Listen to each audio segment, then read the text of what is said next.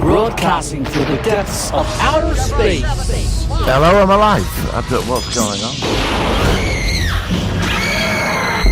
By your command. Fascinating. God damn you all to hell! It's the Solar Sci-Fi Podcast. This is episode 56 of the Solar One Sci-Fi Podcast. It's Michael Ball, and one of my co-hosts just suddenly appeared on my camera for a second, but then he disappeared again. First of all, Martin Fowler. Hello, Martin. How are you? I'm all right. Yeah, into the new year, we're all into lockdown again In the UK. Yeah. And we've also luckily got author of the Timberwolf book series has returned. For more glutton and punishment, we have Mr. Tom Julian. Hello, Tom. Hey, guys. It's great to be back. It's good to have you Hello. back. Happy New Year. Yeah. How are things in the States at the moment? How is it all in your part of the world? Oh, man. Things are cold, I guess. Yep. You know, it's live in the Northeast in central New Jersey, and it's you go outside, and some days it's nice and sunny, and you go out and it's like, oh, this is nice. I can walk around. And other days like today, it's like you walk out and get hit by like a wall of wind, and it's just like, oh man. So it's a bit crazy. I've been watching the news over there. It's a bit crazy. Isn't oh, it? I know. It is all a bit mad. You know, isn't with the Trump and the rest of it, and it's just, I mean, we're all just mind blown by it all over here watching it. Everybody's watching it, you know. Oh, you meant that? That stuff. No, I guess if you ask what's going on in America, and I say it's cold here, whilst we have this, experiment with democracy fiddling and falling apart, and in a major it is certainly pandemic, different. I think I really missed the essence of your question there. Okay, well, it's freezing here, by the way. It's freezing. Yeah, it's cold over here as well. We haven't got any snow where we are. I saw a bit of sleet this morning. But is it any snow or anything where you are, Tom? No, right now. No, we've had some about 3 weeks ago. We had a good 8-9 inches, but nothing now. It's all gone asunder. We just get rain and grey clouds. That's all we ever get. Yeah, we don't get much snow down in South England anymore. So we used to. I mean, I don't know what it is. Whether it's just because I think it's because of climate change, but we get a lot less snow now than we used to. So. And of course, it's always fun to have a bit of snow, at least for the short term, and then of course you get sick of it. So, are they getting the vaccines out over there, Tom? Are they getting the vaccines out? No, we're not doing that well. No, we're not. No, we're not very well. We're fumbling that. That should have been easy to do. I mean, America's amazing at delivering. A coffee pot in 3 hours via Amazon, but we're that's the most important thing. We had like 8 months to plan this, and we didn't do that very well. Yeah, over here, it's your turn. We got promised they made a deal with COVID to have 5 days off, so. We all got a week to spend with people at Christmas. Then just day before Christmas Eve, they went up telling us said it were cancelled. Yeah, it was crazy. And then all the kids were supposed to go back to school on Monday. Then mine didn't. And then literally after one day, they said, no, actually, that's a bad idea. Okay, we're back in lockdown 3. So, hang on. It's like the trilogy. I know. Sorry, I've got across the pond.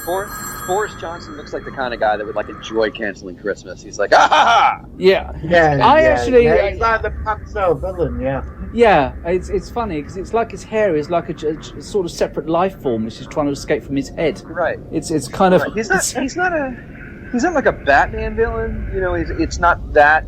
He's more like the villain, like a villain in a kids movie where actually, he's more like something out of a he's like a bit like something out of a UK sitcom. He's kind of like something out of sort of like someone was staying at the hotel at 40 Towers or something. I don't know. Sort of. Right. Yeah. You know what I mean?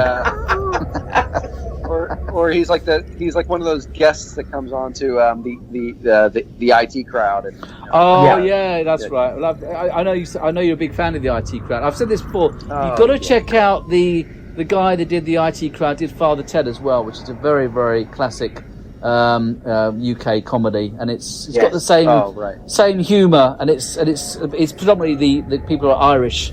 It's just these vicars that live on this island, and Craggy Island. It's very funny. So if you like the IT crowd, if you get the chance at some point, give it a watch. I think you'll like that.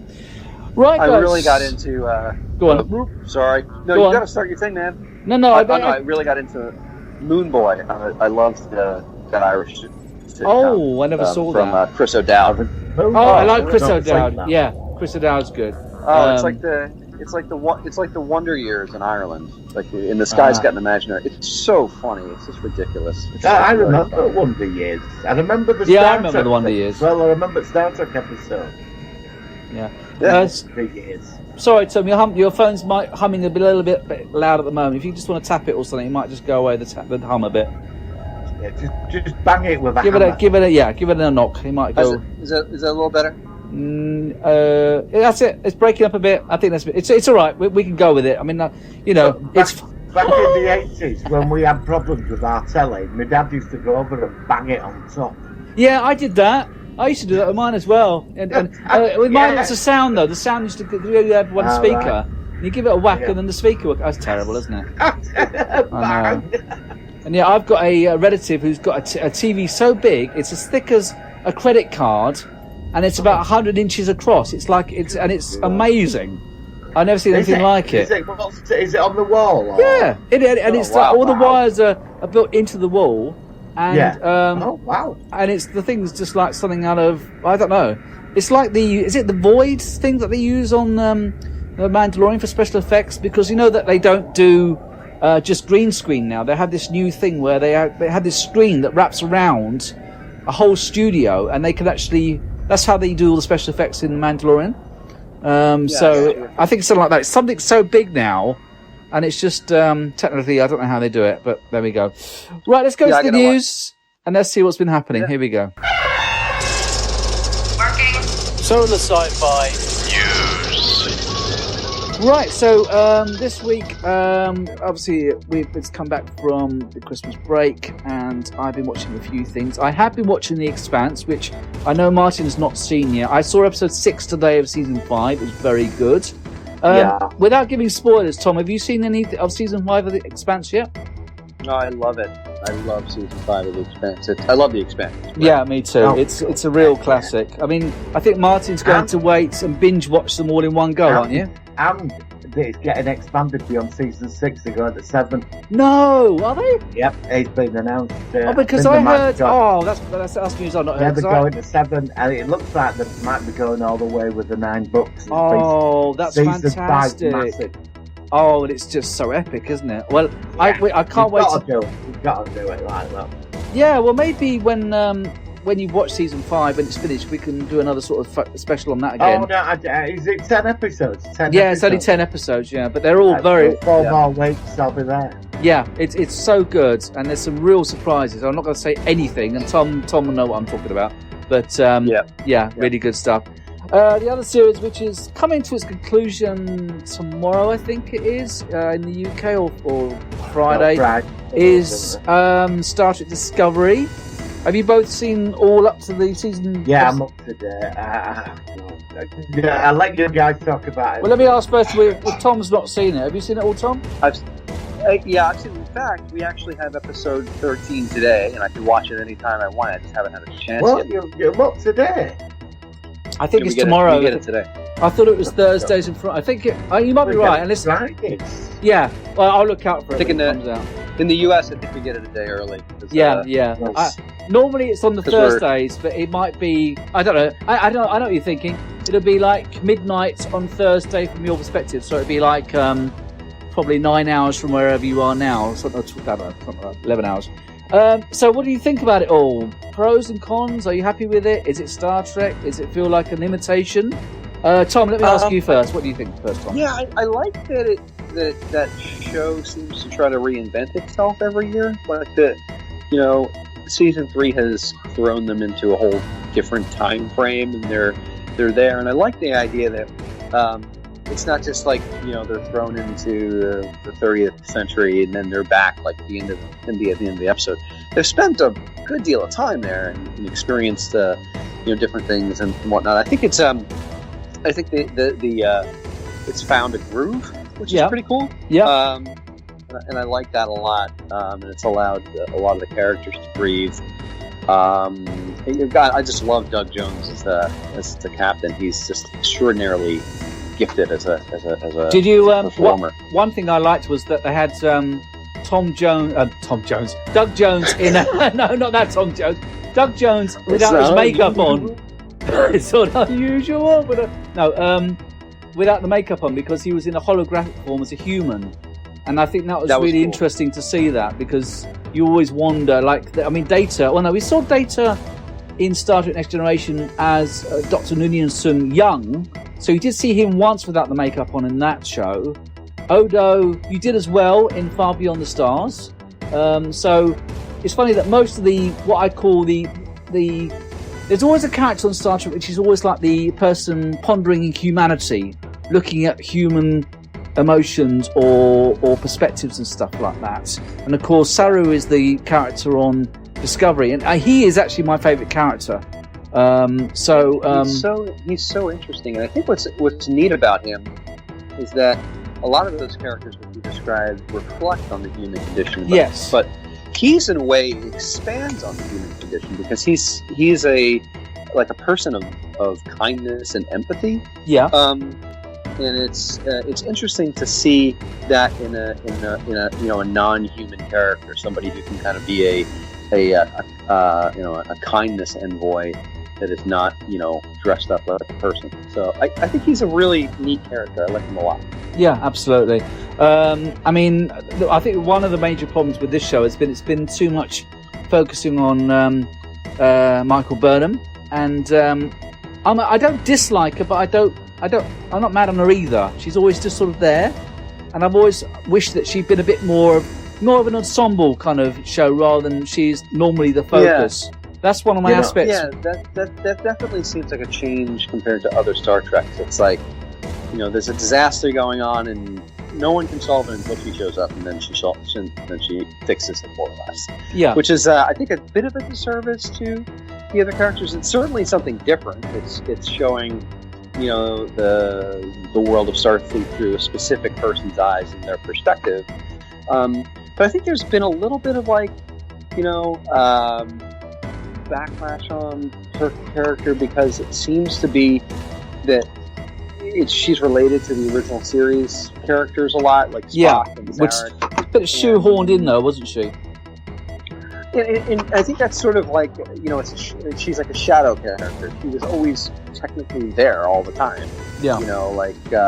Spock could have been in the bridge of the original Enterprise talking about his sister, the Captain Kirk, according to how this goes. So it's sort of like, here's this new character who's, intimately involved with all these old characters. I think it would have been stronger if she wasn't intimately involved with those other characters. Maybe she still had the same backstory, but it wasn't necessarily connected to Spock and Sarah. It could have been, somebody else. Yeah. I think that was a bit of a disservice, and it lends sort of a note of an interloper to her, which is, I love it. I mean, the actress is so engaging. That plays her, and it's just, I think I love watching her, and I love her charisma and the things she does, especially in the Mirror universe. I think she's extraordinary. Yeah, she sort of chews up the scenery a bit, doesn't she, in those scenes? Yeah, and her with Giorgio is just incredible. Watching those two go at it, they're just great performers. So, obviously the series has some surprises, because Giorgio has now gone back in time, we assume, through, of all things, The Guardian of Forever. I never thought we'd see that again. So let's ask Martin, what is your perspective? I'm worried about it. Look, I'm not knocking it. If you like it, you like it, right? You like it, right? I'm gonna be straight, and I've been devoted to Star Trek all my life. Me too. And this series has been absolute. I'm sorry. Right? You might not think. No, that's fine. It's about your interpretation. I'm going to back this up. This series has been absolute shite, right? Right, I'm telling you that. I'm sick of it with her, right? Being her destiny, and how she's always there, isn't she? All the time. Well, that is an issue with the series, yeah. If you sat on the toilet, she'd be outside the door. Right, anyway, so if you were on the toilet, she'd be outside the bloody door. Everywhere she's there. Now, this series, it's just been led. I mean, if the burn is what I think it is, and oh my god, a screaming kid on a ship that screamed and all the lithium blew up. Right, now, I love Star Trek, right, and this, what I'm watching at the moment, is not the way I want it to go, but fair enough, there's a whole generation that likes it. But for me, right, why is it they can get Karate Kid franchise from 36 years ago, create an amazing series called Cobra Kai, which surpasses it and respect the canon? Why is it they can do it? I think and they can't do it. Well, and trust me, Cobra Kai. Now, I think one thing, like I said, I'm in the middle here because I can see the pros and cons from both your sides. Okay, I'm not slagging off. But what I will say is this: I mean, we're going to be talking heavily on about Star Wars at the moment. Where the certain new series has really just adhered to canon, whereas the Star Trek new series hasn't. It's made it. Now, what people would have said in their defence that they thought that, and I don't agree with this, they thought, well, look, if they showed the original Enterprise prop from 1966, it would look too old, too dated. But then, you know, we have seen it in A Mirror Darkly, which was made, well, it was still made 15 years ago, but when we had the Defiant in the Mirror Universe, and they actually recreated the whole classic Enterprise bridge, and they did it with different lighting and stuff. It looked awesome. And of course, with this series, they recreated the Enterprise classic and made it a whole new, completely, configuration and stuff like that. So, you know, I do think. Why did Star Trek Continues get it right? Why did Axon out of the 20-minute get it right? There is an answer to this, and I think this is how I see it. When you watch The Mandalorian, and how I think this is all going to start with Star Wars, it is made not just by Disney, it's also made by fans who really get it. Yeah. With Star Trek, you've got people who know science fiction, they write science fiction, but they're not necessarily die-hard fans. There's a special essence of Star Trek which I've always seen from 1966 to 2005. Yeah, I totally agree. And I can't explain exactly what it is. Yeah. But those 5 series have all had it. Go on, Tom. Point of view that I think comparing the aesthetics of Star Trek and Star Wars, like Star Wars back in the day was it's not functionally designed to envision the future, and it's designed to envision a fantasy technology. It's slightly different. So exactly. You're right. I agree. It's not. So that's why the technology of the Mandalorian still looks exactly like the technology of the original Star Wars. Like when he looks at a screen, you know, it's like a green highlight of a spaceship attacking him. It doesn't look like anything that would not be out of place in the original Star Wars. Yes. Even the holograms, like the holograms in the original Star Wars looked like crap. They were like see-through, and the new holograms look the same way. But they look good. Like even the monitors are black and white, but they still look good. It's really strange. I can't explain it. Look, when they make something 40 years later, it's going to be different. I'm not expecting a remake of something that comes to No, I didn't mean that the hologram. I meant in universe. I know what you mean. Great. Yeah, like the holograms didn't look great in universe, and they still don't look great now. And like the screens that they were looking at didn't look great, and they still don't look great now. And it's the same. It's a fantasy universe as opposed to a universe where a technological. I think the thing is, they discovered it. They're just not putting this in. Look at Picard. They messed that up, didn't they? Well, let's ask Tom. Did you like Picard? You might have liked it. I don't know. You know what? I'll go on a journey. I like those characters. I like where they're going. Yeah. And for me, I'm not. I kind of, as a writer, I'm not. Even my own worlds and characters, I like to break them. I like to sort of have them do different things and unexpected things, and flip the expectations of the person's, what they want to see on their head. So for me, I don't have a problem with something not being, quote unquote, it's not Star Trek, quote unquote. Right. It's, you know what? It's fun to watch, and the thing is, Picard in the new one, the Discovery, is that it is like, if you did those Next Generation scripts today, people would get frustrated by them because everything gets resolved in 42 minutes. What? Yeah, you know what I mean. But you're seeing arcs. Yeah, you're seeing more complex arcs now. But people evolving over a whole season. I would say though that in defense of the Mandalorian, although it had an arc, it also had a lot of standalone episodes. It was a loose arc, and that worked. So although that's why it was so good. That's part of the issue, I think. That and the final 3 episodes was a stroke of genius how they built it up. Oh, I know. Well, we are going to focus on that on the main topic, but I mean, so I think also, like I said, the people who create these shows, they making the best guesses of what they think people want to see, and as you said, Tom, a lot of shows these days don't have more of the standalone aspects of TV serialization. It is literally a series 1, series 2, or season 1, season 2, and it will have a strong arc. It will go from A to B to C to E, rather than people like me who prefer having them all and then think, oh, let's watch episode 5 when this happened, or let's watch episode 8 when this happened. And I think that's just the nature of how TV. But why Star Wars has got it so right, based on the... Just a last word on Discovery. When we had Samuel on the podcast, I agree, he said one thing. He said the original series, like the original, you go back to it all the time. Yeah. But with Discovery, you don't go back to it. No, because you can't delve into it. Yeah, I agree about that. That's very true. And that's because you can't. I don't imagine I would do that again. I would watch an individual because it's a 10-hour commitment to dive back in again. It's not like that casual thing where you can just go into an episode. Television. Yeah, but I would do it with the Mandalorian. And the thing with the Mandalorian, I've already done it. Yeah, I've already done it. I don't want to.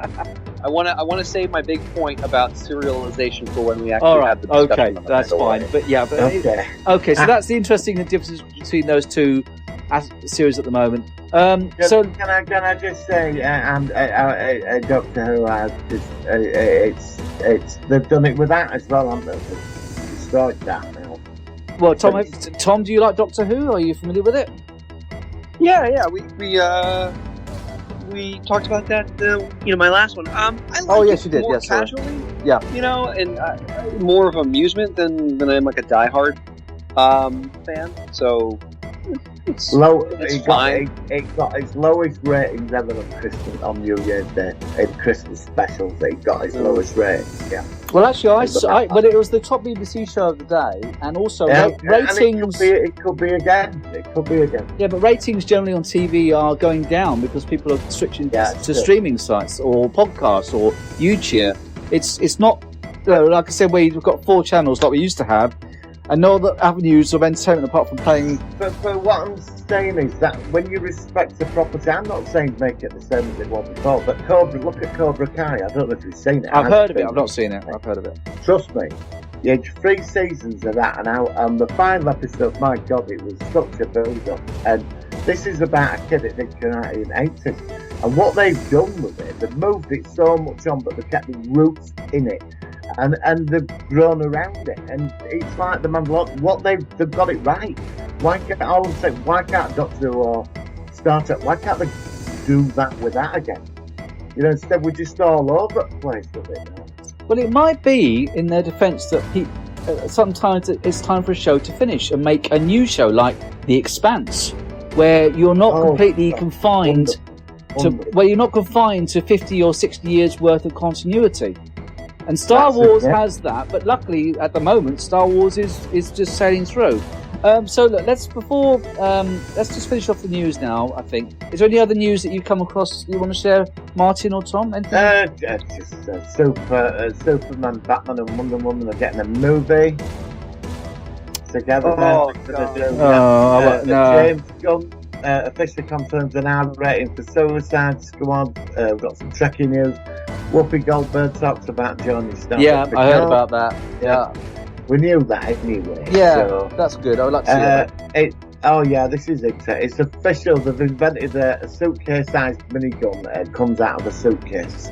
Well, that's something out of James Bond or something. No, it's real.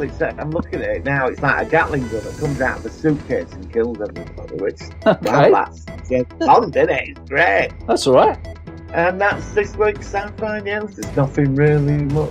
That's it. No, I can't remember her name, but the actress who was in A View to a Kill, they thought that she died, and then some people said that she actually hadn't died, and then she has She was died. alive this afternoon, then she died again. Oh, so I can't remember her name. Yeah, she's now died now. Tanya Roberts. That's it. Tanya Yeah. Roberts, Charlie's Angel. Yeah, I heard about that. She was in Beastmaster.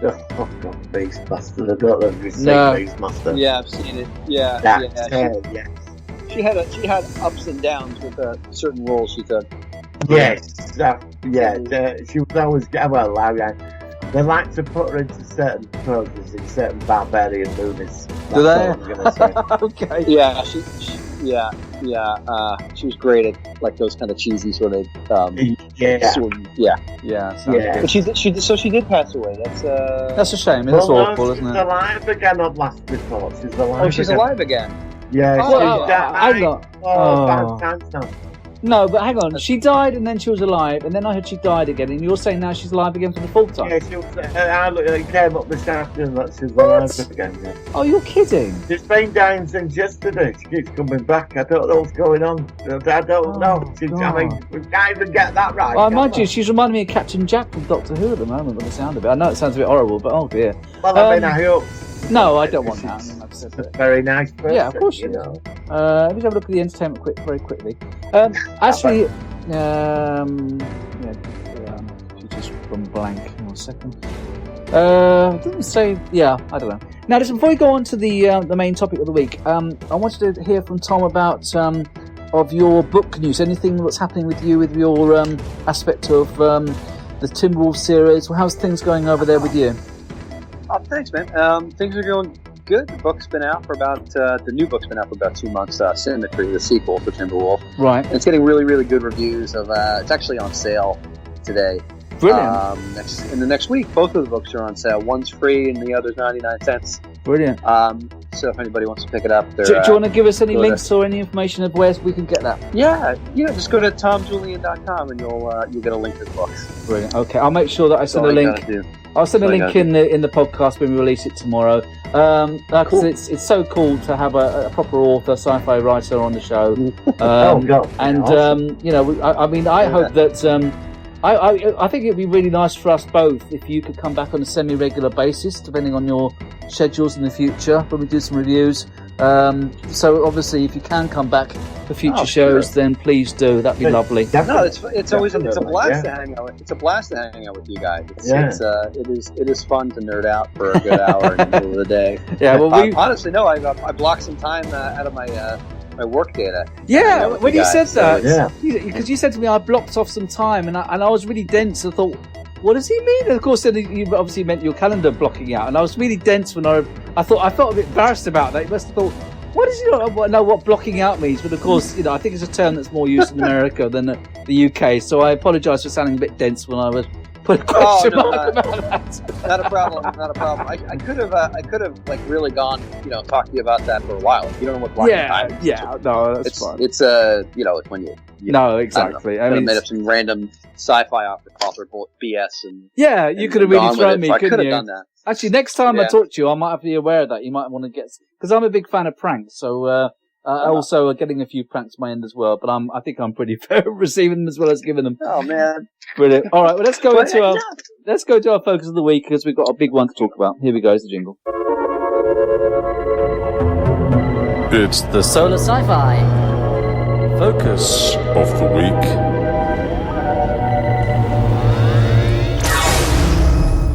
All right, so this week we are going to be talking about a series of new shows coming along, but the main focus to begin with, of course, is a series which only finished a couple of weeks ago, half of the sci-fi world was screaming at their TVs when what happened. And of course, that was The Mandalorian. Just to say, if you've not seen the end of Mandalorian Season 2, there are going to be spoilers, so you have been warned. So let's start at this time with Martin. The Mandalorian, it's 2 seasons down. What do you think of it? My God. By the gods of science fiction. Yeah. Yeah. I think you like it. I think he likes it, yeah. It started, one week I was watching it, and then suddenly his ship got vaporised. I couldn't believe that in Season 2. And we're like, what? The razor and then crap, yeah, I know. week after, we got Ahsoka Tano. And then we got Big Boba Fett. It was the other way around, but it was Ahsoka first, then the ship got blasted. Yeah, the ship got blown Then we had up. And then Slave One. Slave One suddenly flew Slave in. One. Oh, I love that ship. Yeah. I love Slave One. And then they gave us the cherry on the cake, didn't they? Did you think it was going to For me. happen? I couldn't believe I it. saw that X-Wing come in. It called in. They were like going, "Who's in there? Hello, who are you?" I didn't see it. I had no idea. No, I didn't. I still thought didn't see it you even then. saw it. I couldn't believe it. I knew something was coming. Yeah, I'm sitting here with my I son. thought, no. My son and I are 12. He's 12. Yeah, my I'm son's also 12 as well. Yeah, my son's 12 as well. Yeah. So we're watching the battle. They're locked. They're stuck there on the bridge. Yeah. And I'm like, Liam, there's a piece missing. I'm like, Yes, what are you talking yes. about? I was like, remember he called to somebody when he. I broke knew through that. the Yeah, video? yeah. There's a piece missing. Yeah. And my son, he dramatically puts the thing on pause. He's like, what are you talking about that? And like I went into this theory. He's like, buddy, there's something missing here, remember? And when the X-Wing pulled up, I'm used to TV disappointing me. And Yes. not getting like that. That's what I thought. Big treat you want. So I'm like, oh, it's an X-Wing, but it's going to be some like random guy or somebody's stolen an X-Wing, or it's going to be something stupid. And then when he started coming through in the green lightsaber, I'm like, wait a minute. I still felt I was going to be ultimately disappointed. Like he's going to pull his, his hood back, and it's going to be like, I'm Ezra Bridger, like somebody from one of the cartoons. Clone Wars. Yeah, that's what I was thinking as well. And it was literally Luke Skywalker. I was like, damn, that was that was my my Star Wars figures come to life, which I think is a great way to describe the Mandalorian. Oh, it's every like, Star Wars fan's dream. I mean, it's literally a 5-year-old. That scene where he just stood there, it was like Star Wars just rebooted. Well, itself. I did cry a bit. I have to admit, as a grown man, I did. I'm sorry. I did. I cried a bit. My son and I, we were watching the green lightsaber come, and he looked at me, and I looked at him, and I thought, no. And I was like, no. It's going to be someone like, you know how like the character got the Mandalorian's Beskar armor in the first episode of season 2. I thought someone's got Luke Skywalker's lightsaber, or it's another Jedi. Exactly. And I thought, they won't do that, or it's going to be an actor who looks like him. And yes, the CGI is not 100%, but I was so blown away. And then the thing is, it felt like it was the end of the series, because at the end of the episode, it suddenly said, we then went back to Tatooine and we saw Jabba's palace, and we saw Bib, whatever his name is, the character from Return of the Jedi, get killed. And then it said the next book is going to be the Book of Boba Fett. I thought, because the Mandalorian had chapters, I thought that maybe that was the end of the first book of the Mandalorian. And then the book, it would be the Book of Boba Fett, which would be season 3 of the Mandalorian. And so I was a bit confused about that. And of course, it turns out, like this series has done, this is why Star Trek, again, they never do anything. We all thought Q would come back in the last episode of Picard. Nothing. This one not only gave us Luke Skywalker, they gave us a brand new series as well. Yeah. I mean, and we are getting Luke Skywalker the series now. So I mean, I've got all the episodes, all the actual shows coming up. I'm going to run those past you both in a minute. But I mean, the whole series has just been. I honestly, the best thing of 2020 for me was obviously, family and friends are important as well, but at least for entertainment and just pure joy of watching was The Mandalorian. It literally was. I can't believe how good it was. The power of that moment, because when I went onto Facebook after I watched it, it was a light. It was burning. You texted me about, and I watched it about 2 minutes before you texted me, and we were like, What? I honestly, and it's like it was so strange because I was so shocked. I was just walking around in a daze for the whole Christmas after watching that. I know it sounds like a bit of an overreaction, but it was that amazing that I never thought a TV series, apart from obviously the Star Trek series before, sort of. And do you know what was interesting? That because so good. Facebook, and we've got friends all over the world now. We're all like talking. Yeah. The reaction of people in different countries at that moment was incredible. Yeah, it was incredible. There was this love for this character globally, and they kept the secret. Mark Hamill, because he did the voice, and apparently he was there when they filmed it. And he said he was amazed that they kept this secret for a whole year.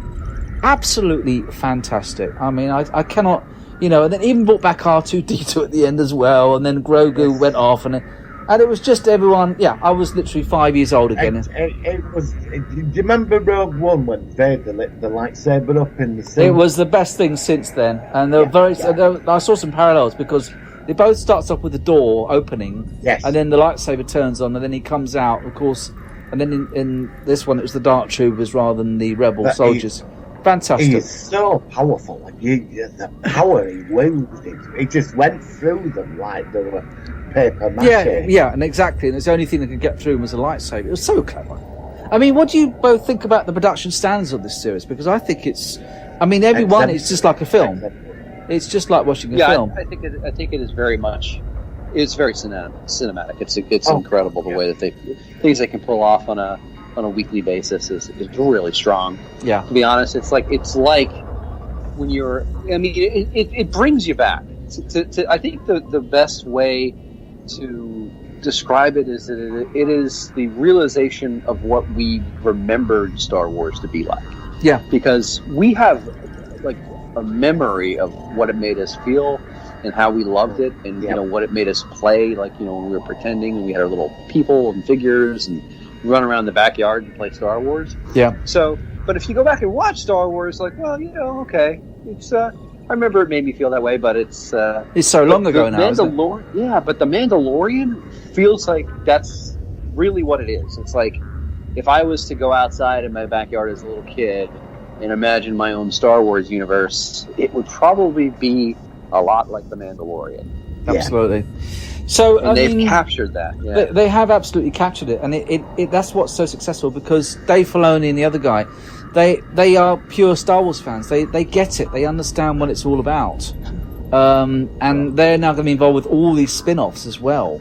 So let me run off some of these spin-offs that we're getting because I want to see what you think about it. So we've got Star Wars Rogue Squadron, which I think is the one. Is that the one that's set after the Rise, the Last Jedi, the Rise of Skywalker? I think that's the one that's going to be one, which is going to be a film. Because there's two which sound similar, which I get confused with. There's Star Wars Rogue Squadron, and there's also Star Wars Rangers of the New Republic. So I'm not sure which is which way around they are.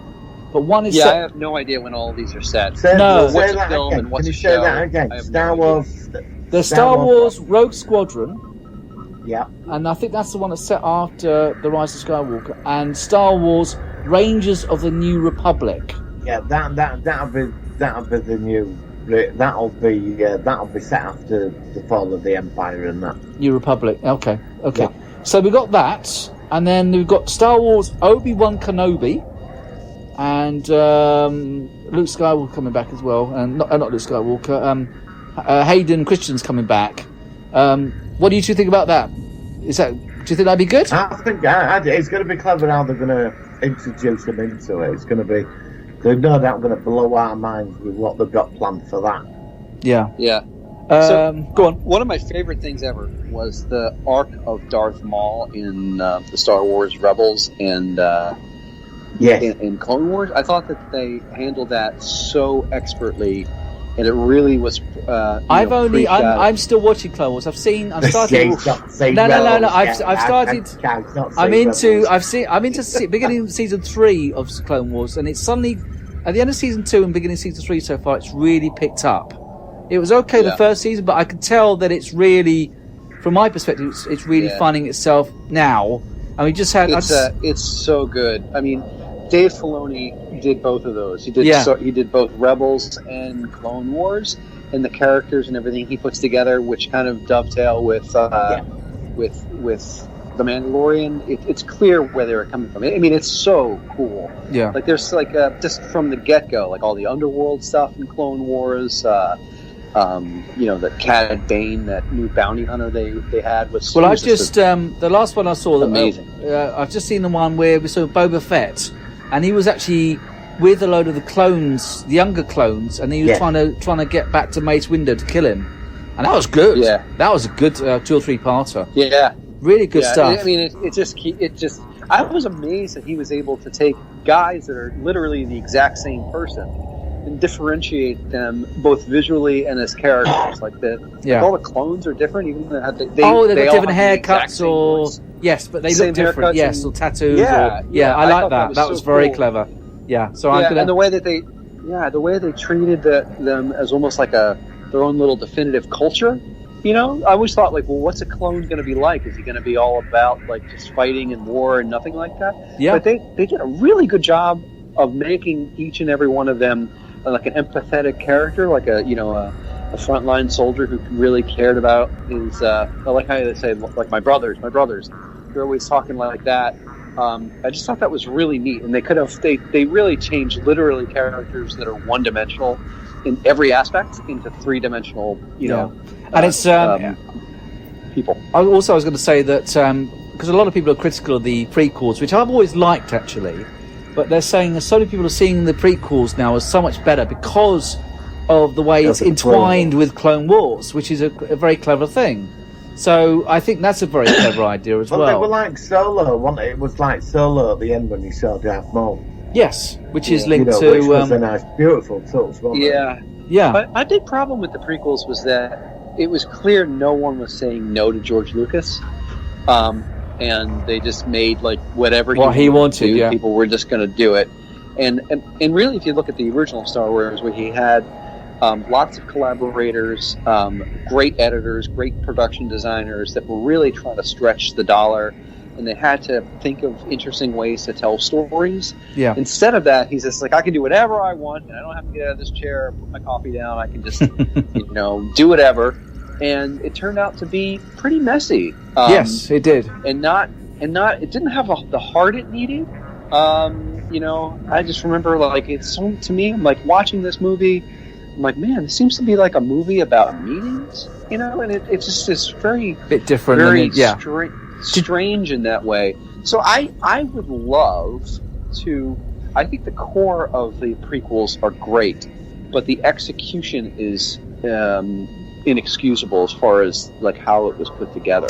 But I mean, did you like the fact that it was, at least because a lot of people are very critical of the sequels, that they were kind of almost like made up as they went along, whereas the prequels, at least, they did have a proper story arc. Would you agree with that? Would you agree with that perspective? I would definitely agree with that perspective as a storyteller myself, that the prequels at least knew where they were going, even if they were going and kind of bumping their head as they went along. Yeah. But the second and the third sequel, The Last Jedi and The Rise of Skywalker, are corrections of one another. Like, it's like... Yes, because of the mistakes of... what's the guy that did the Last Jedi? Rian Johnson. That's it, Rian Johnson. And of course, he went very quiet, didn't he? We've not heard from him again, I don't think. He made Knives Out, which is okay. I like that movie. It was pretty entertaining and charming. But what he did there was, like, what they did, or what Kathleen Kennedy allowed, was really kind of surprising to me, because of the nature of having, Disney and it being locked down, and it being Star Wars and being an incredibly valuable intellectual property. From seeing what, like, the Marvel universe did, like, over, like, 22 movies or however many darn Marvel movies there are, how everything was fairly cohesive, even though there are a couple stinkers in there. But everything was sort of part of the bigger plan, whereas these Star Wars movies, they just kind of just said, okay, just go do what you want. And that was a huge disservice. Well, it's interesting because... it's interesting because I'm not a big follower of Marvel. I know Martin's a huge fan of the Marvel franchise, if that's the correct term. But it indicates to me, with all these respective series, that Star Wars now thinks, hang on a minute, we can do something similar, at least on TV and partly on films, where all these series, to a degree, can intertwine and make it the sum of the whole, which I know that's what Marvel's done. Because I watched... Part of the problem with Marvel is I don't see a lot of Marvel films, but Martin will point out, like, oh, this character's been in this film, but I've not seen the original film. But you would know, Martin, because you're a fan. And you've seen.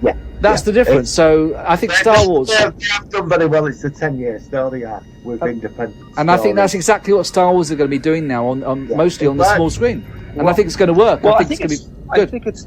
I think it's the way they've done it with the continuous storytelling of the small screen. Yeah. I think the concept of the films, they go, okay, we have to, define the culture of the world with this movie, and it was such a big event that they couldn't take the time to let you get to know characters. So I was always wondering, why isn't Dave Filoni directing the sequels? Why isn't he involved in this at all? I don't know. Maybe this is the big question. I don't know. And that was like he was the visionary. He's like the heir apparent to George Lucas. So how those come other guys were sort of pretending? Him and John Favreau, definitely. Yeah. So why did Rian Johnson get it then for The Last Jedi? That's the biggest question. I think they wanted a quote unquote film director, and they wanted somebody to handle it that way. Whereas they should have treated it like, the long story machinery that Filoni had put together over those series, which hold out over hundreds of episodes. It's not just like he managed to tell a story over 5 or 6 hours. There are 75 hours of Clone Wars and Rebels that hold together incredibly well. Yep. And now this new universe, which is all these new Star Wars series, it's think of the new guard. It's Dave Filoni, Taika Waititi, all those. They're going to be the big names, aren't they, in the future? Yeah. Yeah. Such exciting times. Right, and they're fairly. I mean, I know Dave Filoni's got a bit of gray hair, but it's like young, hardworking people that have great sensibilities and are huge fans that are they grew up with Star Wars. It's people our age, right? Yeah, exactly. Everybody that's involved in Star Wars is mid-40s, early 50s. Yeah, 48 like me. Yeah, they fell in love with it. It's Taika Waititi, like I said, and Bryce Dallas Howard, all those actors and people that are involved in it. And what I think is really interesting about the Mandalorian, if you notice, it's very all the guest stars are comedians. Have you ever noticed that? Yeah, Bill Burr. I've not heard of Bill Burr. But he's really... I've been watching some of his YouTube. He's really funny. Yeah, he is. He's really funny. And he's not a Star Wars fan at all. But, my God, his second episode... didn't he do well in that episode with the Believer? When he comes up against that Imperial officer who, of course, is a strong believer in the Empire, which is what the name of the episode was based on. And that was such a... I think good scene. It was so good. That moment with that Imperial officer, oh, his dedication, that was classic. He said, "We're not good or evil. It's about order and his belief." And it was quite scary, because you're getting a look at the stormtroopers and the people behind the helmets. Yeah. And they're just when that old garrison got wiped out under the Bill Burr, when his squad got wiped out. And the other guy said, "Well, you survived, didn't you?" Yeah. And it was your stormtroopers have lives. They're people. They've got families. Now, I mean, that episode was it was so interesting because it was the first ever time that we've seen the perspective of not the evil empire. These, like you say, these are ordinary people who just happen to be on that side of the war. And of course, there's a scene where all the stormtroopers and marsh troopers are all waving their hands and cheering. And then the TIE fighters, and they get the hero music when the TIE fighters come out to kill the pirates and stuff. And it was really interesting perspective. So memorable, that episode. That was one of my favourites, actually, of the series, season 2. But, I mean, every episode of season 2, there was not one dud. Every one had such good moments. And that's to me, what makes it so exciting for all that's happening. I mean, like I said, we've also mentioned that the Mandalorian, the Boba Fett story is going to come along, which is going to be interesting. I don't know what do you two think that? Do you think he'll be just in Jabba's palace, or will he go on? Because I mean, I said this to you, Martin, that his helmet, it used to have yellow stripes on one side, which meant that he was like a bounty hunter. But now it's changed to a different meaning. I mean, what do you think that series will entail from initial ideas? I mean, he did Big Fortuna, didn't he? I mean, he was sat there and he blew him away. Yeah. And I love the scene where Ming Na, she's an awesome actress. Yeah, I like her. She was good as well. Yeah. I loved it. He was sat on the throne and she just sat next to him. Swinging the camera. Yeah. Pulled away. That was so cool. What a scene. I don't know. I think there's going to be there seems to be something with the Mandalorians in him. Yeah. Okay. What do you think, Tom? It's interesting because what we don't know is anything about what Boba Fett actually wants. Yeah.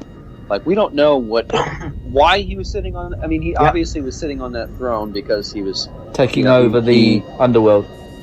Yeah, and he wanted to get back at Jabba's people for what happened on the the sail barge or whatever. But we don't know what he wants, right? There is something they might pull a twist, There could be, that when he got knocked into the Great Sarlacc pit in Jedi, yeah.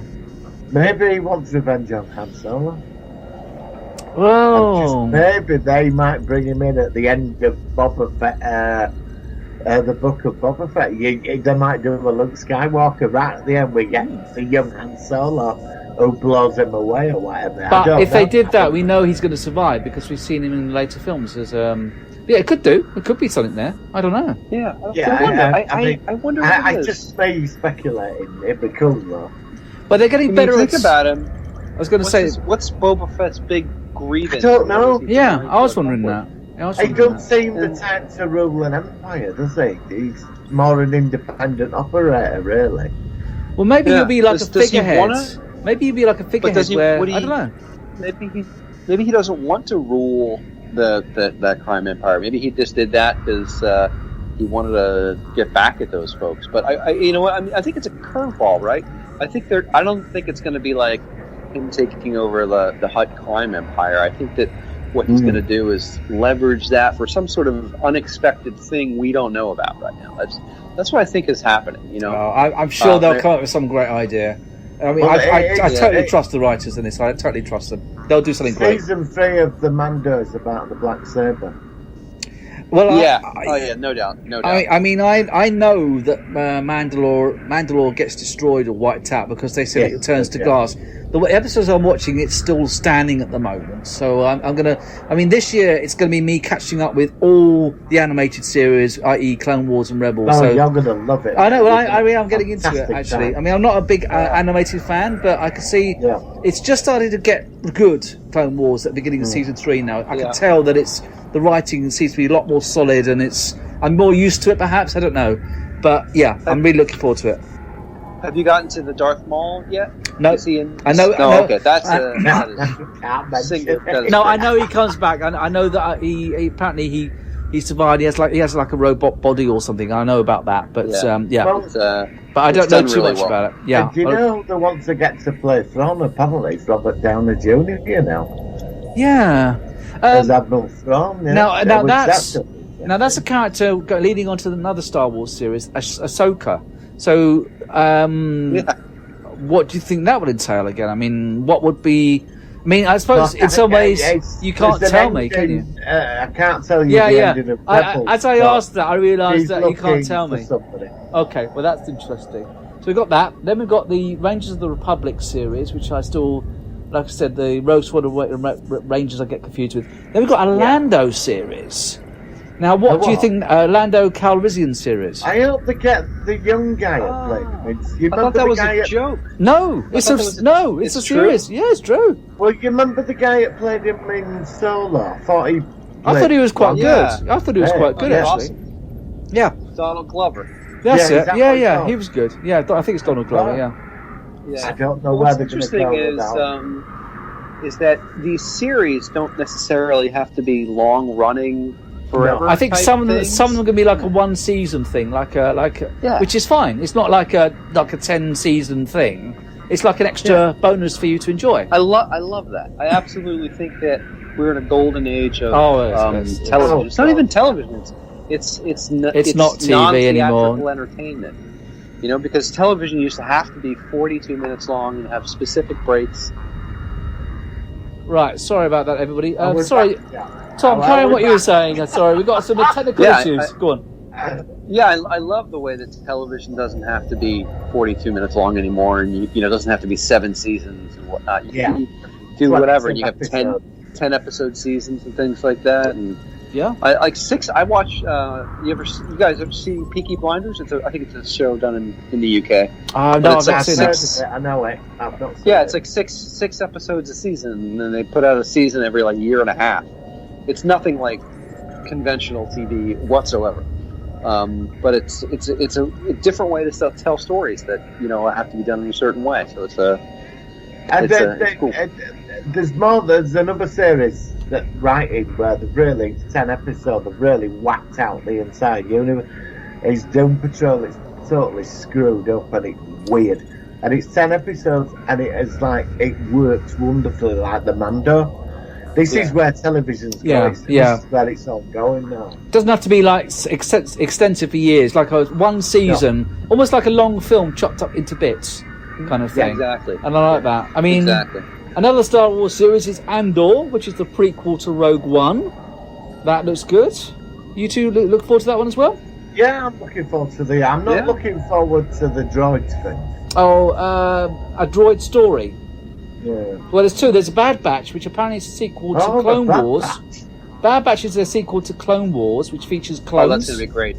It's another animated. Yeah, it's animated. Yeah, that's I'm really animated. looking forward to that one. Yeah, and then there's also the Acolyte, which is apparently set hundreds of years before the Luke Skywalker era. I mean, this is so exciting. Honestly, I can't believe all this stuff. There's like 100,000 years of history in the Star Wars universe. This is just going to make Star Wars, I reckon, bigger than Marvel if they could do it right, because I just feel so much more confident with what they're doing, and Disney has such a powerful influence now in media with their Disney streaming thing that you know, and they've got the money to do it, and I think it's going to happen. It's going to be exciting. You know what I think they're going to do? I think they're going to do Young Palpatine. Oh, you mean an Acolyte? Could that be an Acolyte? No, Acolyte. I don't know how long. Yeah. I mean, it's got that sort of name, hasn't it? Acolyte, you know. Like maybe he's focused on Darth Plagueis or something. That's what I mean. Yeah, like young Palpatine. You know, before you know. We don't know how old Palpatine is, though, do we? No. That makes. Oh, I bet they'll do that. Oh, that could be interesting. I mean, you'd say him when he becomes evil. Because I've read his backstory. He's quite. Oh, this is so exciting. That would be a great. I'd love to see who they get to play the young Palpatine. That's like a perfect. Yeah, Matt Smith would be great as the young Palpatine. Matt Smith? Do you? I don't know. I can't see him. I think so. Yeah. I can't see him being a young Palpatine. I don't know. No. Or would you want to be a young? I don't know. Could be. I don't know. There's lots of amazing. I mean, they'd probably have to have a British actor. They'll have a British actor with the accent, of course. But of course. I don't know. Hey, I got a question. How come the British actors are always playing evil characters? In I movies? know. I know. We always do. I don't know why. That is it's a bit racist, isn't it? It's a bit kind of like. That's not. So it's like we're the force of darkness, and you Americans are the force of light. I mean, I think it's quite funny. I think it's funny. You know why this is? This is because of Die Hard and Alan Rickman. That's why. Yeah, but Alan Rickman was after Star Wars, though, wasn't he? Yeah. I mean, that's why the English have been stereotyped as baddies. He didn't have a British accent in Die Hard.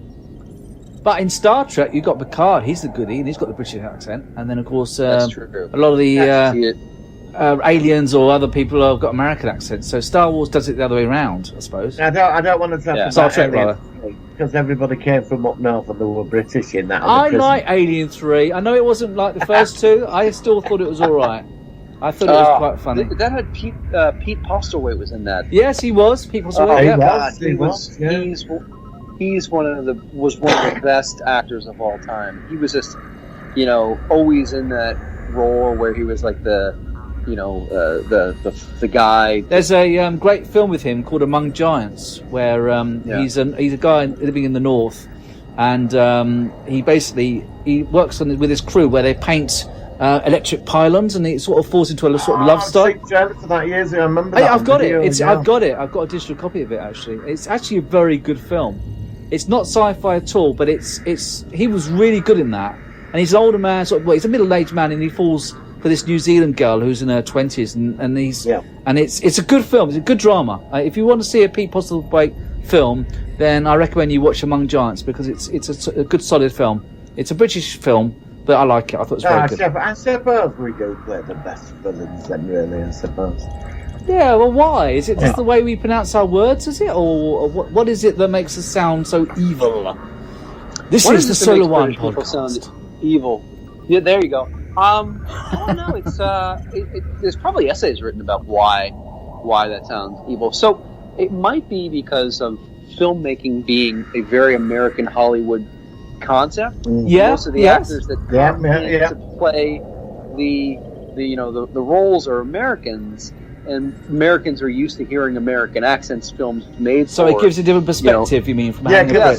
So it shows up this guy who, and we think of of British accents as being more refined and more people that are here to impose order. You get the stereotypical Brits. God blimey, Mary Poppins, like for Cockney, or the ones with the. You haven't met anybody at space. Yeah, you know what I mean, or people who sound like Prince Charles, like oh hello there. Yeah, that's it's more of the. I think it might even be a hangover from the concept of the British Empire. Yeah, where they're they're here to impose will and order.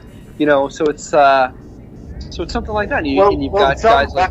Tom, back in 60s and 70s, when we used to get a lot of TV series from America, so like a British production with the Americans, it was the leader or the hero was the American, and then the second in command was British. Like UFO, it's an American commander. Detectives are like the Baron, it was an American spy, but he works with the English. There was a lot of that back in. But there's one example of American as a leader in a British show, Space 1999.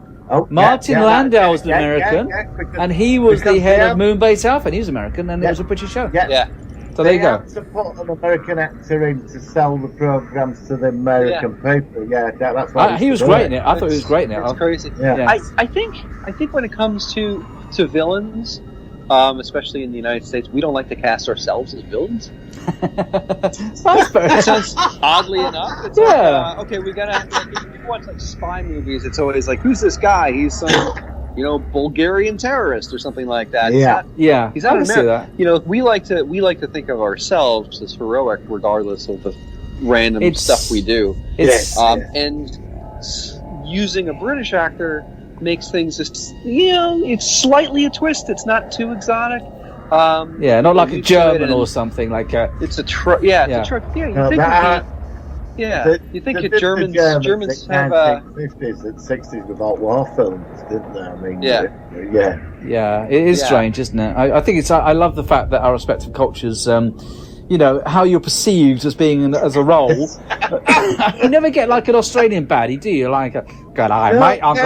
G'day, mate. I'm gonna destroy the world, mate. It's always like British. You never had an Australian baddie, have you? All you have is like. It's weird. I think there was an Australian baddie in a James Bond movie, but he was played by a British guy. I was going to say often the James Bond baddies are either a European country or Russia. They're Russian or German, or they're from I don't know. In games like Call of Duty, it's always the Russian insane general that's broken off from the government and is going to nuke America and Britain, and then they're sending the special forces to deal with it. It's strange. Well, let's. I think we should start wrapping up. But it is interesting, as you say, how Star Wars has had the especially during the films, how the Imperials, they're all British. And if you watch The Empire Strikes Back, you recognise all the actors who have been on Doctor Who and British TV shows. And it is strange then that all the heroes are American. And wasn't there so much in Rogue One though? The guy that was the bad in Rogue One, he was American, wasn't he? He's English. Was he? He wasn't English. Was he the one that's? He played the Vision in Avengers. Oh, and he was Jarvis. Tony Stark's computer. Okay. So in the Back to the Mandalorian, Moff Gideon played by an American. Oh, he's great. That guy. He's in Breaking Bad. Good actor. Have you seen Breaking Bad? Yeah. Breaking Bad, amazing. he was in that. Giancarlo Esposito. Yeah, I really the like commitment- him. Brilliant actor. Yeah, it looks like Star Wars is starting to make a more of a commitment to diversity. There's a lot of Hispanic actors and black actors Yes, that are like playing the guy in various roles. Andor. Yep, absolutely. I Yeah, think that's a good thing. Pablo Pascal. Yep. Moff Gideon's African American, and I think a Latino actor playing his part. I mean, there's some actors, regardless of race, creed, whether they're British or not, they're just great villains. Yes. They're always villains. Absolutely. Well, that's why I loved it, because the three women at the end, Katie Sackhoff and Ming Na, they were like three women with him, and they just kicked ass, and it was fantastic. Yeah. I mean, that was also, terrific. some people are saying that scene was representative of women being in charge. But the thing is, without going too into it, I mean, a lot of these current shows like Doctor Who and Star Trek, they do seem to slightly over focus on political correctness. Whereas they still do that in The Mandalorian, and rightfully so, but they do it in a way where it doesn't seem so pointed out. It's just three female. It feels natural. It just feels like there's these three female characters. It doesn't matter that they're female. They're just doing what they're doing. Whereas you watch some of these other shows, and it's like, oh, we've got we've got to have a gay character. You've got to have sort of like these sort of minority things in the forefront, just because it's politically correct. And I always think that all for that, but do it in a way where it's kind of like doesn't feel like they're just ticking off the boxes on the page when they're making the series. You know what I mean? Yeah, I think it's gonna be naturally gonna in this. When that happens, I almost feel like, well, why is this character not developed? And I think, well, maybe it's because they brought them in to do a certain thing and to have a certain face. Whereas with The Mandalorian, with Katie Sackhoff's character, she's good. That's she's been playing that role for like a decade. Yeah, well, she's very like Starbuck, isn't she? And in Battlestar Galactica and stuff like that. So absolutely. Yeah. Well, listen, I think that was brilliant. I think we should wrap up now. So, can I ask film challenge of the week? Well, before we do the film challenge, just to quickly ask you ratings out of 10 for The Mandalorian. I'll start off. Let's ask Tom Guest. Out of 10, what would you rate it out of 10? I think it's a 10. Yeah. Okay. Martin. 10. And I say 10 as well. So there we go. Fantastic. Yeah. I mean, we do try to rate things, and I don't think we've ever had 10 out of 10 for both of us. So that just shows the power of it. And I'm really glad that both of you like it as much as I have, and so many millions. And I think we've got, this is early days. Let's get COVID out the way, then production can probably get going, and we can then, go on. Would Tom come back on after the final episode of The Expanse, and we could review it? Tom, you're very welcome to. I mean, what I'm going to say to you, Tom, is you've always got an open invitation. Obviously you've got your own commitments, but you whenever you fancy it, well, what I'll do is I'll send you shows about what we're going to talk about. If you're in, that's great. If you're not, then I'm in. Brilliant. That's great. I love being in. Tom, that is so I'm happy kind. to take part. Thank you, and I really appreciate it. So, so that's finished off with Star Wars. So, Martin, what's the movie challenge then? The film challenge, it's a 1982 flop, and it's called Megaforce, starring Barry Bostwick. Okay. And I want to know how you feel about it. Is it on YouTube? You've got, well, it might appear on your screen, that magic. That magical thing. All right, okay. Okay, well, that's fine. I'll do that. And so that's the challenge for me, to watch that before next week. Yes. I'm not sure what we're doing next week, but I'll let you know, Tom. If you want to come in, you're welcome to. As it sounds like you're becoming more of our sort of third member, which is wonderful. So welcome aboard. You almost said third wheel. Well, something like that. We're a triumvirate now. I know. We're a triumvirate. No, but it's like I said, it's really kind of you, and we appreciate it. Right, so we're gonna finish. We're going to finish off then with I found this. I like different forms of music, and I found this guy. He did this sort of metal version of the Mandalorian theme, which should be alright for YouTube to play because it's not the official thing. It's a guy called 331 E-Rock. He did the Mandalorian meets metal. I kind of like this, even though it's a bit loud. So if you like loud music, then you should enjoy this. We will catch you next week on the Solar One Sci-Fi podcast. Thank you, Martin and Tom. Prosper.